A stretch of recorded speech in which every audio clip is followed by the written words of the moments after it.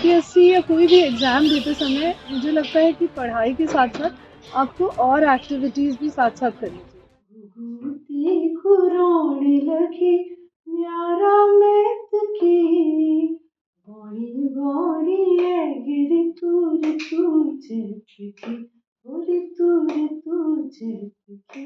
क्योंकि हमारा ऑफिस का दरवाज़ा हमेशा खुला रहता है। जिसकी भी कोई समस्या है वो सीधे आ सकता है।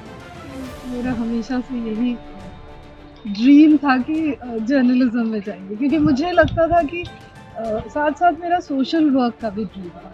तो मुझे लगता था कि पत्रकारिता के माध्यम से जो पब्लिक की असली समस्याएँ हैं, उनको हम लोग उजागर कर सकते हैं। नमस्कार, आप देख रहे हैं हमारा खास प्रोग्राम पहाड़ के गौरव और मैं हूं आपके साथ सुनीता तिवारी। आज के इस अंक में एक ऐसी महिला से आपको हम मिलवाने जा रहे हैं जो कि बहुत ही सादगी से अपना जीवन जीती हैं, बहुत ही सारा काम करती हैं लेकिन कभी भी पब्लिश नहीं करती हैं, बहुत ही बहादुर हैं और बहुत लंबा अच्छा खासा संघर्ष उनका रहा है। आइए हम उनसे आपको मिलवाते हैं। हमारे साथ हैं additional chief secretary Radha Raturi ma'am, हमारे साथ हैं। बहुत बहुत स्वागत है। धन्यवाद सरिता जी। मैम आपको देखिए, आपकी जो मैं अगर कुछ ढूंढना चाह रही थी आपके बारे में, गूगल पे कुछ नहीं मिला। कुछ एक दो खबर के अलावा अगर कोई आपके बारे में जानना चाहता है तो कैसे मिलेगा? क्यों आप सोशल मीडिया पर नहीं है? अभी देखिए हम नौकरी कर रहे हैं और हमारी बहुत डिमांडिंग जॉब है, तो बहुत ज़्यादा समय काम में ही जाता है और हमारे काम में बहुत ज़्यादा पब्लिक इंटरेक्शन है, क्योंकि हमारा ऑफिस का दरवाज़ा हमेशा खुला रहता है। जिसकी भी कोई समस्या है वो सीधे आ सकता है और उसको किसी के माध्यम से या किसी की सिफारिश से आने की आवश्यकता नहीं होती। कोई अगर सड़क पे भीख भी मांग रहा है, अगर उसको प्रॉब्लम है, वो हमारे ऑफिस में सीधे आ सकता है। तो काम अधिक होने की वजह से और इस तरह का काम, क्योंकि हम लोग एक जन सेवा में पब्लिक सर्विस में, तो पब्लिक की ही समस्याएं सॉल्व करना मेन हमारा काम रहता है। इस वजह से सोशल मीडिया पे आने का समय ही नहीं, क्योंकि अगर अपने काम के साथ आपको पूरा न्याय करना है तो फिर आप और किसी एक्टिविटी में। मीडिया से एक बात याद आती है, हमने सुना है कि आप मीडिया में आना चाहती थी लेकिन लकीली या डेस्टिनी कहें आपको यहाँ पर आपको लेकर आ गई है। जी, कैसे ये हुआ? मुझे बचपन से ही पढ़ने लिखने का बहुत शौक था और मेरे फादर ने मेरे लिए एक टाइपराइटर भी खरीदा हुआ था। उस समय टाइपराइटर्स बहुत रेयर होते थे, रेमिंगटन एक कंपनी थी, उसका टाइपराइटर था। और जब मैं कॉलेज में थी तो हम लोगों की कॉलेज मैगजीन होती थी, बॉम्बे में मैंने कॉलेज किया था, सिपाही कॉलेज। तो कॉलेज मैगजीन की मैं एडिटर थी 3 साल।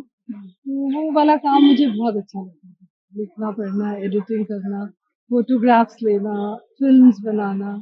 तो उसके बाद मैंने मास कम्युनिकेशन का 1 साल का कोर्स किया, तो उसमें भी यही सारे काम थे। तो मेरा हमेशा से यही ड्रीम था कि जर्नलिज्म में जाएंगे, क्योंकि मुझे लगता था कि साथ-साथ मेरा सोशल वर्क का भी ड्रीम था। तो मुझे लगता था कि पत्रकारिता के माध्यम से जो पब्लिक की असली समस्याएँ हैं, उनको हम लोग उजागर कर सकते हैं और अगर किसी के साथ अन्याय हो रहा है तो उसको न्याय दिलाने के लिए जर्नलिस्ट, मैंने बॉम्बे में काफ़ी अच्छे जर्नलिस्ट देखे थे जो बहुत सोशल वर्क भी करते थे और जो स्लम ड्वेलर्स की प्रॉब्लम्स थे, वहाँ जाके उसको सबको कवर करते थे और उनको न्याय दिलाने की कोशिश की थी। एकदम से शुरुआत से शुरू करते हैं। जैसा आपने बताया कि आपको जर्नलिज्म में आना चाहती थी लेकिन आपको लकीली यहाँ पर आ गई हैं। देखिए, कई सारे आज उत्तराखंड के यूथ हैं जो कहीं न कहीं यूपीएससी के एग्ज़ाम की तैयारी करते हैं। एक स्ट्रगल होता है, संघर्ष होता है उनका भी, पहाड़ों से आके दिन में हम देखते हैं कि यहाँ पर भी कोचिंग ले रहे हैं। तो कैसे वो संघर्ष होता है, वो पढ़ाई के बारे में अगर हम बात करते हैं, कैसे आप पूरा अपना एक रूटीन रखती थी पढ़ाई करने के लिए कि कब-कब पढ़ना है, फ़ोकस कैसे बना के रखना है? कितने अटेम्प्ट में आपने निकाला, क्या रहा था? यूपीएससी एग्ज़ाम की अगर बात करें तो मेरा अनुभव एक्चुअली बहुत अच्छा रहा है, क्योंकि मैंने जब अपना ग्रेजुएशन पूरा किया, ग्रेजुएशन में मेरा सब्जेक्ट हिस्ट्री था, इतिहास। और ग्रेजुएशन के तुरंत बाद ही मैंने यूपीएससी का पहली बार एग्ज़ाम दे दिया था। और क्योंकि मेरा सब्जेक्ट हिस्ट्री था तो मैंने बहुत ज़्यादा कोई पढ़ाई भी नहीं करी, लेकिन लक मेरे साथ था। आई थिंक यूपीएससी में बहुत बड़ी मतलब फैक्टर, बहुत बड़ा फैक्टर लक होता है। अगर आपकी किस्मत अच्छी है या क्या कहेंगे, सौभाग्य है तो आप क्लियर कर सकते हैं। और पहली बार में मेरा सिलेक्शन हुआ था इंडियन इंफॉर्मेशन सर्विस में, जो basically information and broadcasting ministry है भारत सरकार की, दिल्ली में उनकी सारी पोस्टिंग्स वहीं पे हैं। ऑल इंडिया रेडियो, दूरदर्शन, उस सब में इंफॉर्मेशन सर्विस के ऑफिसर्स ही रहते हैं साथ में। तो उस सर्विस में मेरा सिलेक्शन हुआ, फिर मैंने दिल्ली में ट्रेनिंग करी। ऑल इंडिया रेडियो में मेरी ट्रेनिंग हुई थी एज असिस्टेंट न्यूज़ एडिटर। लेकिन मुझे एक्चुअली, मैं बॉम्बे से दिल्ली गई थी, तो मुझे थोड़ा सा कल्चर शॉक लगा, क्योंकि बॉम्बे एक बहुत ही अच्छी जगह है, इन द सेंस बहुत फ्रेंडली सिटी है और लोग बहुत पोलाइट हैं, बहुत हेल्पफुल हैं। दिल्ली में जाके मुझे लगा कि सब लोग मतलब बहुत गुस्से में रहते हैं और मतलब थोड़ा सा इम्पेशेंट रहते हैं, बोलने का ढंग भी थोड़ा अग्रेसिव है। तो मुझे दिल्ली में बिल्कुल अच्छा नहीं लगा। एक तो अपने घर से दूर गए थे पहली बार, तो फिर इसलिए मैंने फिर से एग्ज़ाम दे दिया और सेकंड टाइम मेरा सिलेक्शन हुआ आईपीएस में, इंडियन पुलिस सर्विस में। उसकी ट्रेनिंग के लिए भी मैं हैदराबाद गई, नेशनल पुलिस अकेडमी 47 लेकिन वहाँ ट्रेनिंग में जाने से पहले मैंने थर्ड टाइम फिर से एग्ज़ाम दे दिया था। तो थर्ड टाइम फिर मेरा सिलेक्शन आईएएस में हो गया और फिर मैं मसूरी में जो एलबीएस अकेडमी है वहाँ पे मैं तो ट्रेनिंग काफी करी। अच्छा लग रहा है, कह सकते हैं आपका आपने लग ये बहुत एग्जाम अच्छा, दिया और बहुत अच्छा तुरंत लगा। तुरंत हो गया। तुरंत हो गया और बहुत ज़्यादा पढ़ाई नहीं करनी पड़ी, क्योंकि मुझे लगता है इसमें सिविल सर्विस एग्ज़ाम के लिए आपका जनरल नॉलेज और जनरल अवेयरनेस बहुत इम्पोर्टेंट है। ओके। और क्योंकि मेरे घर में मेरे फादर भी सेंट्रल सर्विसेज में थे, रेवेन्यू सर्विस में, तो माहौल पढ़ने का बहुत ज़्यादा था। और अगर आप हमारे घर में आएंगे तो आप देखेंगे कि पूरा घर एक लाइब्रेरी की तरह है, क्योंकि हर कमरे में ऊपर से नीचे तक बुक शेल्व्स हैं और किताबों से भरे हुए हैं। तो हमारे फादर बहुत ज़्यादा पढ़ाई करते थे, पढ़ते थे, मतलब डिफरेंट टॉपिक्स पे, और हम लोगों को बताते रहते थे। हमारी एक छोटी बहन भी है, तो हर समय खाने की टेबल पे किसी टॉपिक पे हम लोगों को बताते थे। देश दुनिया में क्या हो रहा है, मतलब बहुत ज़्यादा अवेयर थे। तो हम लोगों को भी वो इंटरेस्ट शुरू से था, न्यूज़पेपर पढ़ना, मैगज़ीन्स पढ़ना, मतलब it was part of my life. तो आई थिंक उससे थोड़ा एडवांटेज होता उससे था। आपको मतलब एग्जाम के टाइम पे ऐसा नहीं था कि आप हाँ, बिल्कुल ब्लैंक हैं, आपको यस, ऑलरेडी बहुत टाइम बहुत से आप सारी ब्रिंगिंग चीज़ों में वो की चीजें आपकी चली रही थी। जानकारी अपने आप प्राप्त हो गई थी, तो इस वजह से थोड़ा एडवांटेज रहता है। जैसे आपने बताया कि आपको बहुत ज़्यादा मतलब वो अलग से इतना पढ़ाई नहीं करना पड़ा, क्योंकि आप ऑलरेडी आपके फैमिली में वो एक एटमॉस्फेयर ऐसा था। एटमॉस्फेयर। और फ़ोकस को लेकर हम बात कर रहे थे। आज बच्चे यूपीएससी की जो तैयारी कर रहे हैं, उनको लेकर थोड़ा-सा बता सकते हैं कि फ़ोकस कैसे बना के रखें? कैसे क्या लगातार पढ़ना है कि कैसे तैयारी करनी है? कुछ अगर टिप्स देना चाहें? बेसिकली मेरी एडवाइस होगी जो यूपीएससी के लिए बच्चे पढ़ रहे हैं, एक तो सब्जेक्ट ऐसा चूज करना चाहिए जिसमें आप कंफर्टेबल हो। जैसे मेरा सब्जेक्ट हिस्ट्री था और मैंने दूसरा सब्जेक्ट पॉलिटिकल साइंस लिया था, क्योंकि वो मुझे इंटरेस्ट था। तो जो चीज़ आपको इंटरेस्टिंग लगेगी वो पढ़ना फिर आपके लिए आसान हो जाता है। वो एक बोझ जैसा नहीं लगता, आपको बर्डन नहीं लगता, और आप मतलब खुशी खुशी वो पढ़ सकते हैं। पढ़ाई को कभी भी बोझ नहीं समझना चाहिए। ये सिर्फ यूपीएससी के लिए नहीं कह रही मैं, पूरे लाइफ के लिए भी। अगर आप पढ़ाई को खुशी-खुशी पढ़ेंगे तो आसान हो जाती है पढ़ाई, और लाइफ भी वैसे ही है। और यूपीएससी या कोई भी एग्ज़ाम देते समय मुझे लगता है कि पढ़ाई के साथ-साथ आपको और एक्टिविटीज़ भी साथ-साथ करनी चाहिए। जैसे फिज़िकल फिटनेस बहुत ज़रूरी है। जैसे आप या तो वॉक करने जाएँ या दौड़ लगाएँ या कोई गेम खेलें। जैसे मैं बैडमिंटन रेगुलरली खेलती थी। मैं दौड़ भी लगाती थी, वॉक भी करती थी। प्लस म्यूज़िक बहुत अच्छा एक स्ट्रेस बस्टर होता है। अगर आप एग्ज़ाम में भी पढ़ रहे हैं, मेरा तो पूरा कॉलेज की पढ़ाई और यूपीएससी की पढ़ाई म्यूज़िक के साथ ही होती थी। अच्छा। हमेशा म्यूज़िक बजता रहता था साइड में और मैं पढ़ती रहती थी। तो म्यूज़िक से कभी मैं डिस्टर्ब नहीं हुई, बल्कि म्यूज़िक बहुत सूदिंग लगता था, रिलैक्सिंग कैसा लगता था। म्यूज़िक मतलब पढ़ाई के दौरान किस तरह का इंस्ट्रूमेंटल या मोस्ट, कोई हाँ, लिरिक्स या या इंस्ट्रूमेंटल ऑल्सो, एंड पुराने जो हिंदी फिल्म सॉन्ग्स हैं वो मुझे बहुत स्लो पसंद थे। सॉन्ग्स? स्लो सॉन्ग्स, और रेडियो हमेशा चलता रहता था, तो उसके साथ साथ पढ़ाई हो जाती थी, तो वो स्ट्रेस नहीं लगा कभी, पढ़ाई का बहुत ज़्यादा टेंशन नहीं हुआ। उससे पूरा टेंशन खत्म हो जाता है और अच्छे माहौल में आते हैं। आपने आईएएस, आईपीएस सभी तरह के इंटरव्यू क्रैक किए हैं, तो आई थिंक आपको बेहतरीन तरीके से बता सकती हैं कि बच्चों को अगर इंटरव्यू क्रैक करना है तो कुछ अगर टिप्स उसको लेके, चाहे वो बहुत लैंग्वेज से जुड़े हैं या कुछ भी जो आपको लगता है कि काफी मुश्किल हो सकते हैं बच्चों के लिए। एक्चुअली हम लोग जब यूपीएससी में फॉर्म भरते हैं तो जो फॉर्म भरा जाता है वो काफी डिटेल्ड होता है। उस फॉर्म में आपकी मतलब बैकग्राउंड का भी रहता है, आपकी प्लेस ऑफ बर्थ, आपका एजुकेशनल क्वालिफिकेशन, उसमें आपकी हॉबीज एंड इंटरेस्ट का भी कॉलम रहता है। तो जो इंटरव्यू बोर्ड होता है यूपीएससी का, उसमें 5 लोग रहते हैं, मोस्टली वो रिटायर्ड ऑफिसर्स वगैरह रहते हैं। तो वो उनके सामने आपका फॉर्म रहता है और उस फॉर्म से ही वो क्वेश्चंस पूछते हैं। तो आप जिस समय फॉर्म भरते हैं आप बहुत ध्यान से भरिए, क्योंकि जो भी आप उस फॉर्म में लिखेंगे, अगर उसके बारे में आपको जानकारी नहीं होगी और उन्होंने पूछ लिया तो उस समय आपके लिए प्रॉब्लम होगा। तो जो भी आप फॉर्म में भरेंगे उसकी तैयारी रहनी चाहिए। प्लस जिस स्टेट से आप आते हैं उस स्टेट के बारे में, जैसे उत्तराखंड के बच्चे हैं तो थोड़ा सा आपको अपने स्टेट के बारे में भी जानकारी होनी चाहिए। यहाँ की ज्योग्राफी, यहाँ की हिस्ट्री, यहाँ पे क्या क्या ट्राइब्स हैं, किस प्रकार का भौगोलिक क्षेत्रफल है, किस तरह से यहाँ पे डिजास्टर प्रोन एरियाज हैं, और क्या क्या मेन यहाँ के चार धाम है या पर्यटन स्थल कौन से अच्छे वाले हैं। तो ये सब थोड़ी जानकारी अपने स्टेट के बारे में होगी तो वो भी वो लोग पूछ सकते हैं। तो ये शॉर्ट में बता सकते हैं, जो आप फॉर्म फिल करते हैं तो उसमें जो डिटेल आप फिल करते हैं, चाहे वो आपकी हॉबीज है या जो भी है, उसमें आपकी क्लैरिटी हो, वो आप अच्छे से जाने। अच्छे से। दूसरा, हम आपके संघर्ष की भी यहाँ पर बात कर रहे हैं। आपका हालांकि आपने कहा कि एक लत होना बहुत ज्यादा जरूरी है, लेकिन कहीं ना कहीं फैमिली एटमोसफेयर का काफी बड़ा रोल आपकी लाइफ में रहा है, और घर नहीं आपका लाइब्रेरी है। दूसरा, यहाँ पर जब आप इस पोस्ट पर आई तो आप ऑफिस का जो पहला दिन होता है ट्रेनिंग के बाद, कैसा महसूस किया जब एक जिम्मेदारी आती है आईएएस की, कि अब क्या क्या करना है अपने क्षेत्र में, तो कैसा था वो टाइम? हम लोगों की जो आईएएस में आने के बाद जो पहली पोस्टिंग होती है वो एज एसडीएम होती है, सब डिविजनल मैजिस्ट्रेट। तो मेरी पहली पोस्टिंग बरेली में थी, ट्रेनिंग भी वहाँ पे हुई थी थोड़ी सी, और फिर पोस्टिंग हुई। तो एज एसडीएम आपको मतलब सबसे बहुत ज़्यादा चैलेंजिंग होता है, क्योंकि उसमें जो भी प्रॉब्लम है आपके सब डिवीजन के एरिया में, जो भी प्रॉब्लम है वो लोग आपके पास आएंगे। कहीं अगर आग लग गई है तो आपको तुरंत वहाँ जाना है, उनको वहाँ पे मुआवजा देना है।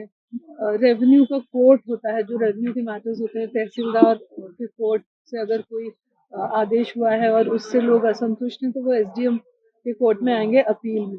तो आपको रेवेन्यू की भी पूरी जानकारी होनी चाहिए, लैंड रेवेन्यू की, और कोर्ट में आपको रेगुलर सुनवाई भी करनी है। और मतलब एसडीएम का काम तो बहुत ही चैलेंजिंग होता है, क्योंकि हर समय कोई नई चीज आती रहती है।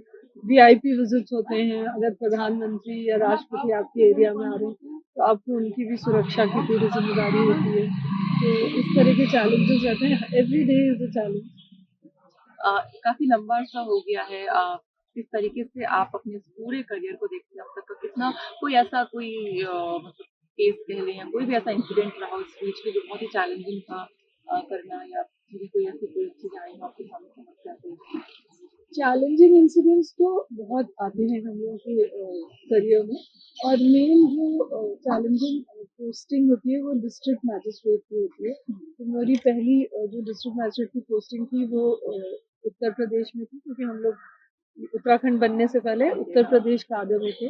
वहाँ पे फतेहपुर डिस्ट्रिक्ट है, वहाँ पे मेरी फर्स्ट पोस्टिंग हुई थी। वहाँ पे क्राइम बहुत ज़्यादा था, तो मतलब एवरी डे एक मर्डर होता था वहाँ पे उस जिले में।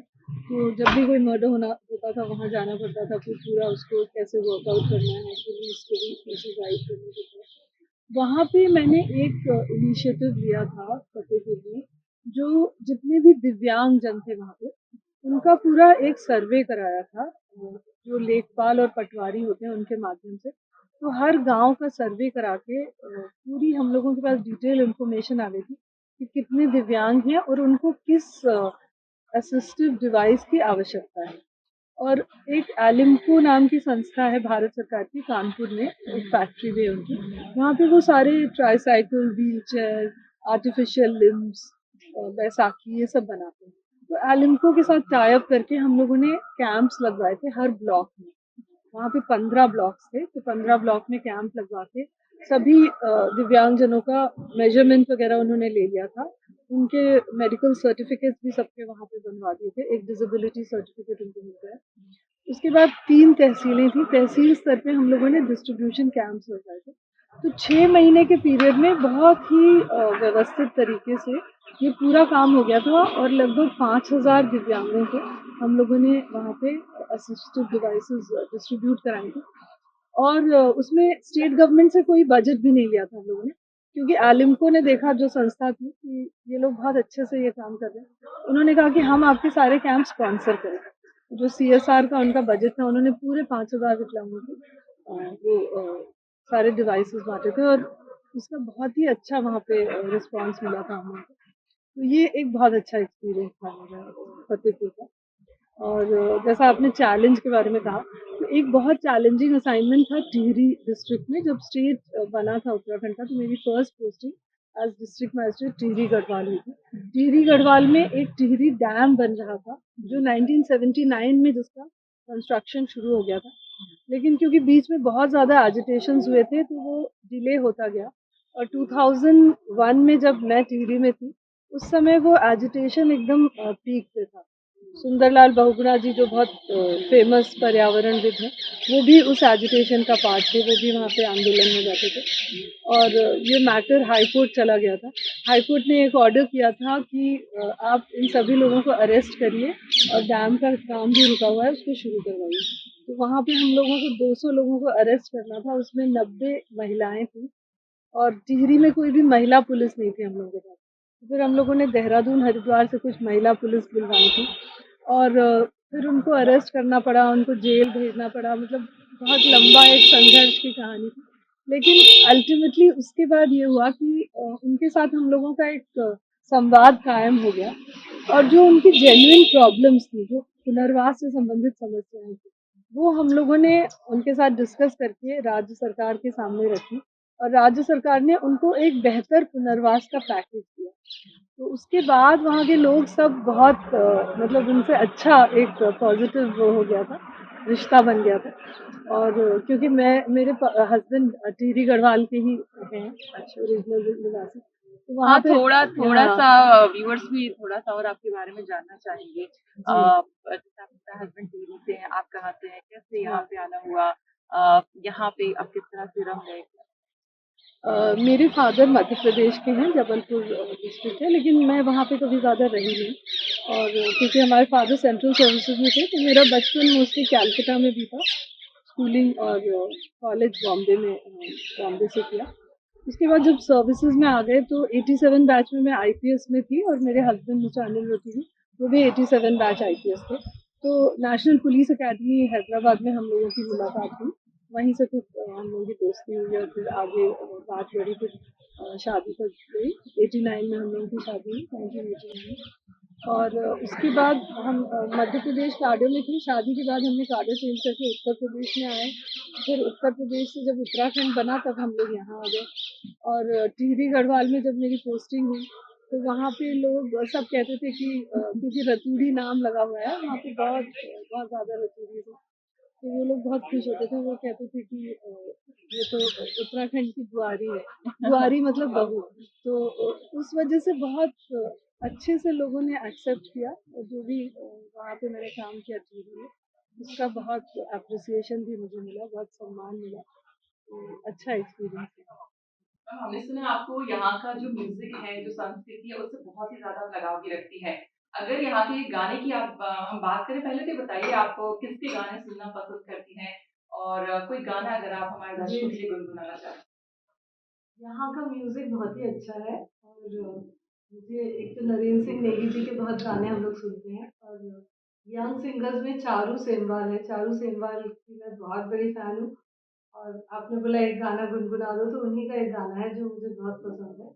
और गढ़वाल में इनको कहते हैं खुदेड़ गीत। खुदेड़ गीत वो होते हैं जो याद करते हैं हम लोग किसी को, और जिसको हिंदी में हम लोग विरह कह सकते हैं, विरह के गीत।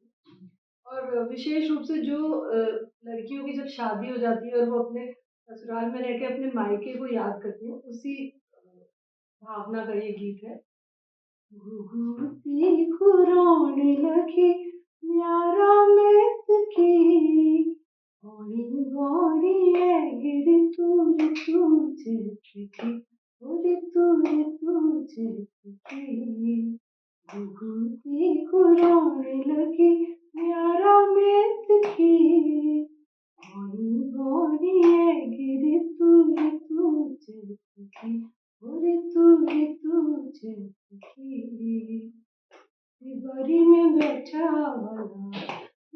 जी उदास वाटुहिली होली माझी लगी होली आस बड़ी में बैठा वाला बाबा जी उदास वाटुहिली होली माझी लगी होली सास कब मेरा मेथी जी दिसा भेट होला कब मेरा मेथी जी दिसा भेट होला कब मेरा भाई बहनों की राजी खुशियाला गुलती खुलाने लगी ओ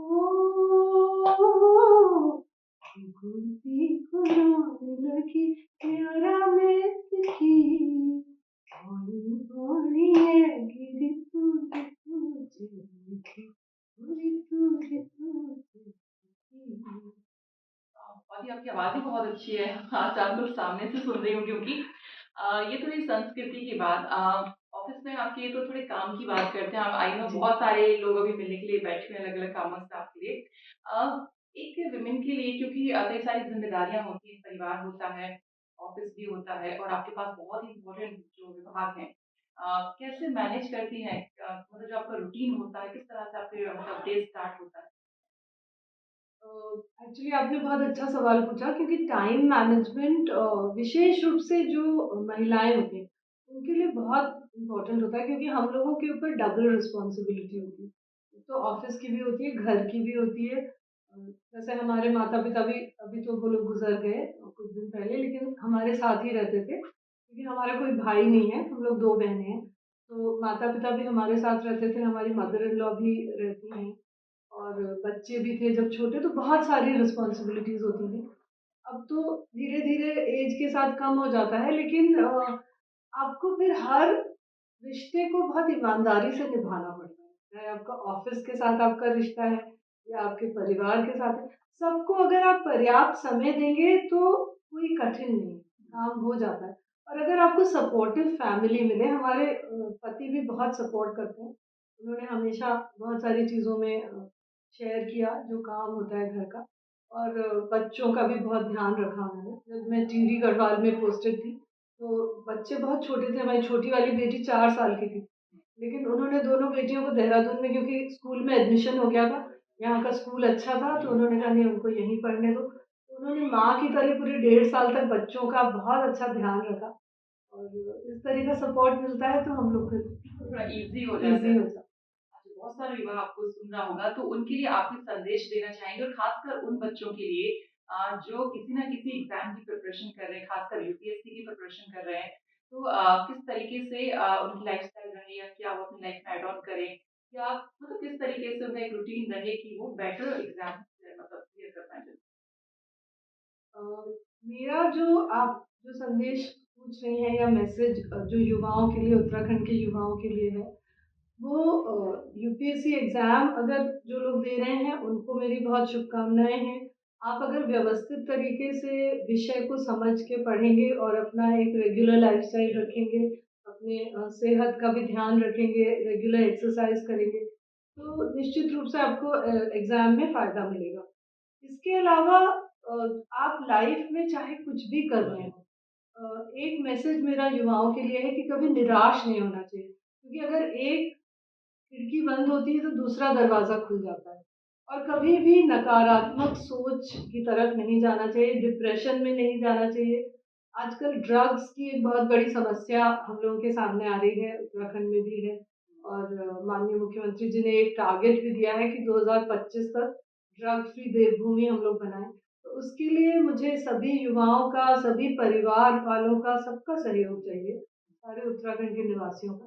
कि आप सब लोग मिल के इसमें सरकार का सहयोग करें और इसके बारे में जागरूकता फैलाएं क्योंकि अगर कोई बच्चा ड्रग्स लेने लगता है तो उसका पूरा परिवार बर्बाद हो जाता है और ऐसे बहुत सारे केसेस मैंने देखे आज हमारे उत्तराखंड के जो जेल हैं उसमें 50% से ज़्यादा लोग वो हैं जो ड्रग ले रहे थे इसलिए वो जेल में पहुंचे उनका पूरा भविष्य बर्बाद हो जाता है तो मेरा यही सबसे रिक्वेस्ट है कि कभी भी ड्रग की तरफ ना जाएं क्योंकि इससे आपका मेंटल फिजिकल साइकोलॉजिकल हर तरह के प्रॉब्लम्स होते हैं पूरा फैमिली आपकी डिप्रेशन में चली जाती है। बहुत सारे परिवार वाले हम लोगों के पास आते हैं कि हम इस बच्चे का क्या करें, आप इसको जेल भेज दीजिए। तो हम हमेशा यही कहते हैं कि उनकी जगह जेल में नहीं है, हम लोगों को उनके डी एडिक्शन कराने का प्रयास करना चाहिए। उनकी काउंसलिंग करानी चाहिए, फैमिलीज़ की काउंसलिंग करानी चाहिए। दूसरी बात मैं ये कहना चाहूँगी कि हमारे समाज में जो सबसे बड़ी प्रॉब्लम ये है, क्योंकि हम अपनी बेटियों को बराबरी नहीं देते। जब किसी बेटी का जन्म होता है और बेटे का जन्म होता है, तो आप परिवार में देख सकते हैं कि बेटे के जन्म होने पर कितनी खुशी मनाई जाती है और बेटी के जन्म होने पे लोग उसको बहुत लाइटली लेते हैं कि चलो अच्छा ठीक है, हो गई बेटी। लेकिन ऐसे नहीं लेना चाहिए। उसको उतनी ही मैं सभी से अनुरोध करूँगी, सभी माँओं से, सभी फादर्स से कि अगर आपकी बेटी जन्म ले रही है, तो ये ईश्वर का सबसे बड़ा वरदान है। क्योंकि मेरी भी 2 बेटियाँ हैं और बेटियाँ इतनी अच्छी होती हैं और मैंने अंतिम समय तक अपने माता-पिता की सेवा करी है। मेरे परिवार में जितने भी लोग हैं, वो सब कहते हैं कि जैसे तुमने अपने माता-पिता की सेवा करी, कोई नहीं कर सकता। तो मेरी माँ को कैंसर भी हुआ, उस समय भी हम लोगों ने पूरा उनका ट्रीटमेंट कराया, साथ-साथ सब कुछ किया। पिताजी को डिमेंशिया हो गया था, 90 इयर्स तक वो रहे हम लोगों के साथ। मतलब पिछले 8 साल उनको कुछ नहीं समझ में आता था, एक छोटे बच्चे की तरह उनकी देखभाल करी हम लोगों ने। और इसमें मेरे हस्बैंड का भी बहुत सहयोग मिला और बेटियाँ जिस तरह से अपने माता-पिता की देखभाल करती हैं, वो शायद बेटे नहीं करते। सब बेटों के लिए मैं नहीं कह रही हूँ, लेकिन समाज को ये पहचानना होगा कि बेटियाँ वरदान हैं और बेटियों के इसका स्वागत करना चाहिए खुशी से जब एक बेटी पैदा होती है और उसके पूरे जीवन भर उस बेटी को आपको बराबरी से प्यार, दुलार सब कुछ देना है, सारे अधिकार देने हैं क्योंकि हमारा संविधान हम सबको बराबरी देता है, लेकिन समाज वो बराबरी अभी तक नहीं दे रहा है। तो मेरा सभी लोगों से अनुरोध है कि अपनी बेटियों को बराबरी आप जो रूटीन की बात कर रहे थे, तो थोड़ा-सा आप ये बताएँ कि मतलब आपका जो शुरुआत होती है दिन की किस तरह से होती है? फिज़िकली भी क्योंकि कहीं न कहीं आपको तैयार रखना होता है खुद को क्योंकि इतना काम होता है, तो किस तरीके से मैनेज होता तो मेरी आदत है सुबह जल्दी उठने की और उसके बाद हमारे घर में एक छोटा-सा डॉग भी है। डॉग है वो बहुत छोटा-सा मतलब साइज़ में छोटा है लेकिन है? ऐज में 12 साल का है। तो फिर उसको घुमाने ले जाना, उसको खाना देना, उससे दिन की शुरुआत होती है। फिर मैं एक्सरसाइज़ घर में ही करती हूँ। हम लोगों ने ट्रेडमिल रखी हुई है तो एक छोटा-सा जिम जैसा घर में ही बन गया है। रेगुलर सुबह मेरा ट्रेडमिल और उसके बाद थोड़ा-सा योगा करके एक्सरसाइज़ करना है और फिर उसके साथ-साथ म्यूज़िक भी बजता रहता है। तो वो दोनों चीज़ हो जाती है, आपकी बॉडी की भी एक्सरसाइज़ हो जाती है और माइंड भी माइंड फ्रेश की हो भी जाता है म्यूज़िक सुन के। उसके बाद ऑफ़िस के लिए तैयार हो जाते हैं, 9 बजे तक फिर निकल जाते हैं। और फिर तो ऑफ़िस का आपको पता ही है रूटीन चलता रहता है, मीटिंग्स होती हैं, विज़िटर्स होते हैं, उनके प्रॉब्लम सुनते हैं, फ़ोन पे बात करनी होती है, बहुत सारे कॉल्स आते हैं। फिर इसी तरह से 6-7 बज जाते हैं शाम के, फिर शाम को जाके फिर थोड़ा-सा वॉक कर लेते हैं। उसके बाद जो भी होता है कभी कोई विज़िटर्स आ जाते हैं घर पे या हम लोग थोड़ा टीवी भी देखते हैं। आप कई तरह की समस्याएँ सुनती हैं यहाँ पर लोगों की आपके डिपार्टमेंट से।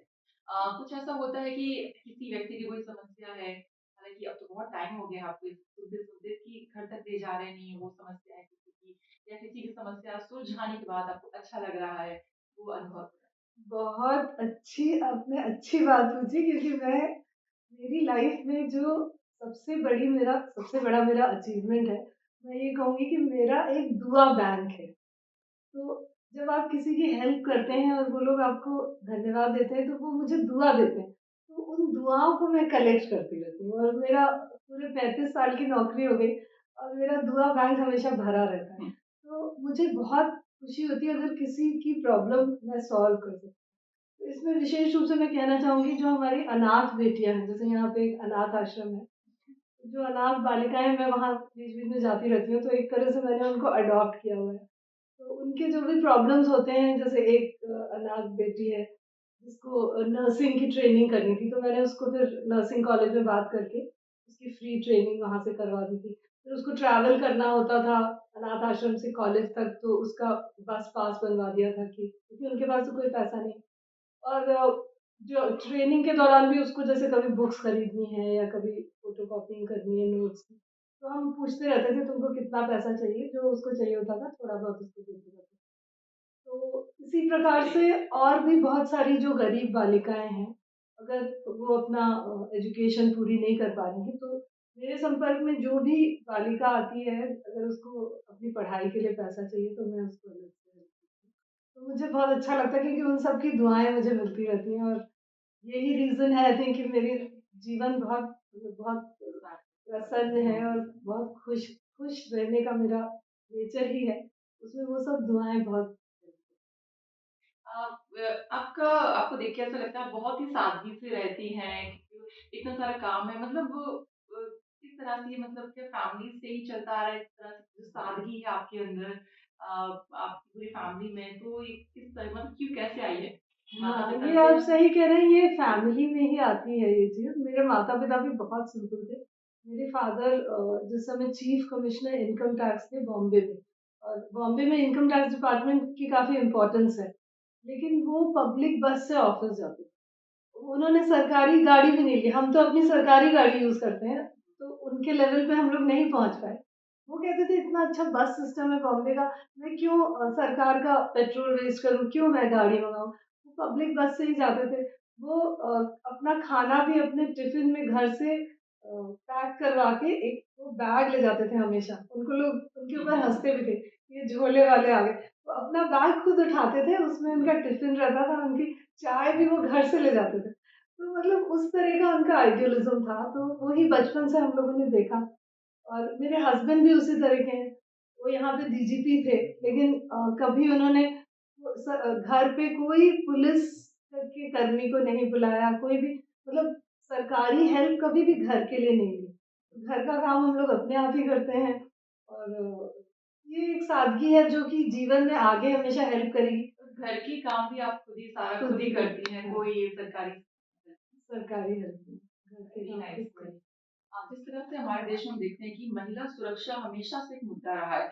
हम प्रदेश की अपनी बात करें तो अंकिता मर्डर केस के बाद कहीं न कहीं महिला सुरक्षा को लेकर कई लोगों ने सवाल खड़े किए कि आखिरकार महिला चाहे वो रिज़ॉर्ट हो, चाहे वो सुनसान सड़क ही क्यों ना हो, अपने आप को सुरक्षित कैसे महसूस करे? और दूसरा सवाल ये कि अगर कोई महिला किसी प्रॉब्लम में है रात का समय है मान लीजिए प्रॉब्लम है, पर्यटक भी यहाँ पर महिला पर्यटक भी आती हैं क्योंकि टूरिस्ट प्लेस है।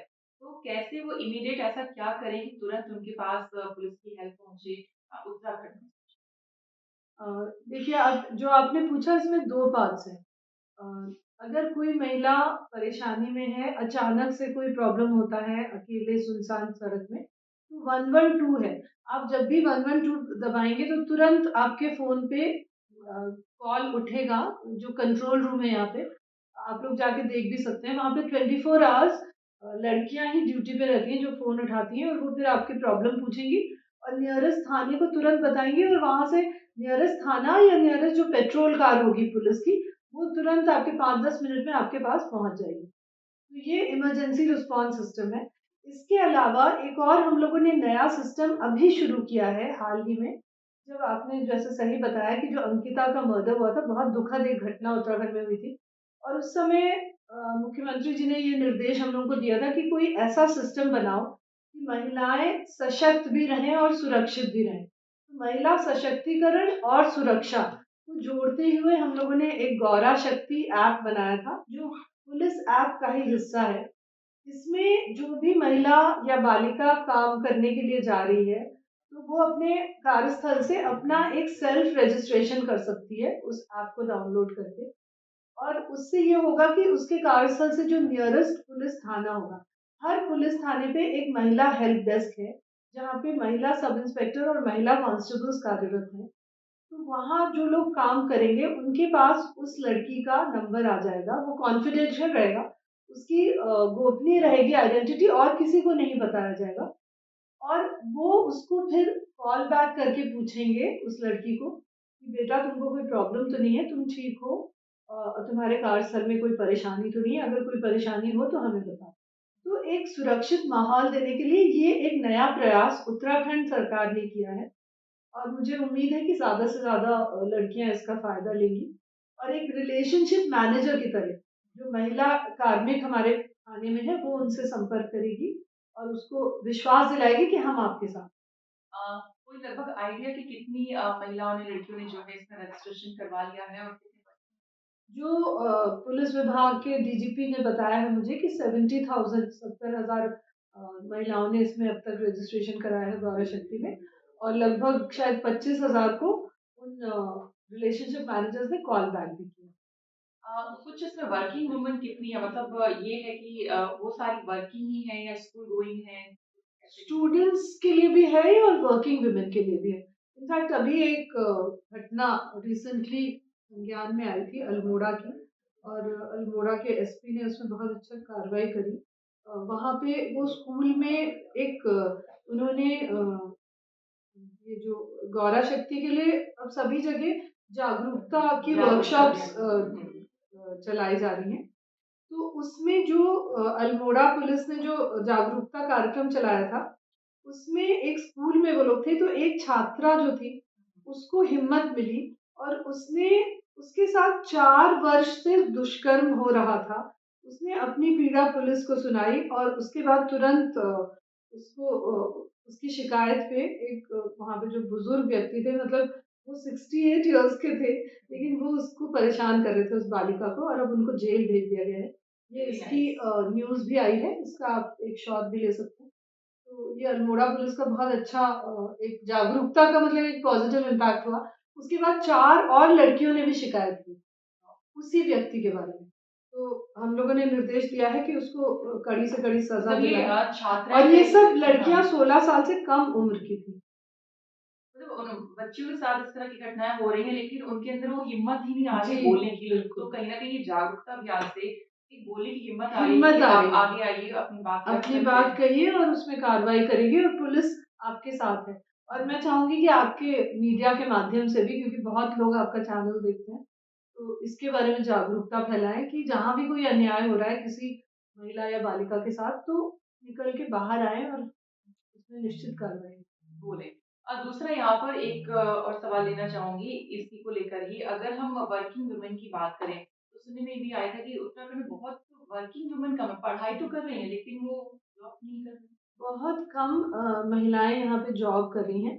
इसीलिए हम लोगों को ये गौरा शक्ति का आइडिया आया कि एक सुरक्षित माहौल रहेगा तो और लड़कियाँ काम करने के लिए बाहर आएँगी। उनके माता-पिता भी आश्वस्त रहेंगे कि हमारी बेटी को सुरक्षा मिलेगी, तो वो भी अपनी बेटी को एनकरेज करेंगे कि तुम बाहर जाके काम करो। क्योंकि यहाँ लड़कियाँ पढ़ाई तो बहुत करती हैं। हम लोगों के जो सरकारी डिग्री कॉलेज हैं उसमें 65% 65% बालिकाएँ पढ़ती हैं सरकारी डिग्री कॉलेजेस में।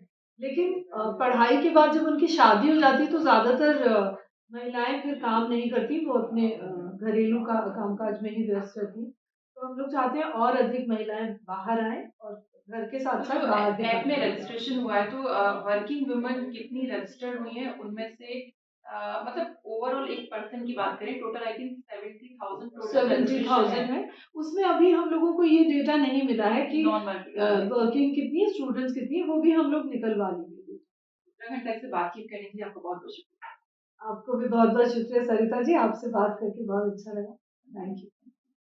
तो ये थी हमारे साथ राधा रतूड़ी मैम, जिन्होंने बताया कि किस तरह से अपना घर परिवार मैनेज करती हैं, ऑफिस मैनेज करती हैं और तमाम तरह के दिन भर जितने जो लोग उनके पास मिलने आते हैं, उनकी समस्या सुलझाने का पूरा प्रयास करती हैं और एक सादगी भरा जीवन जीती हैं और प्रसन्नता पूर्वक रहती हैं। मैं सरिता तिवारी, उत्तराखंड से।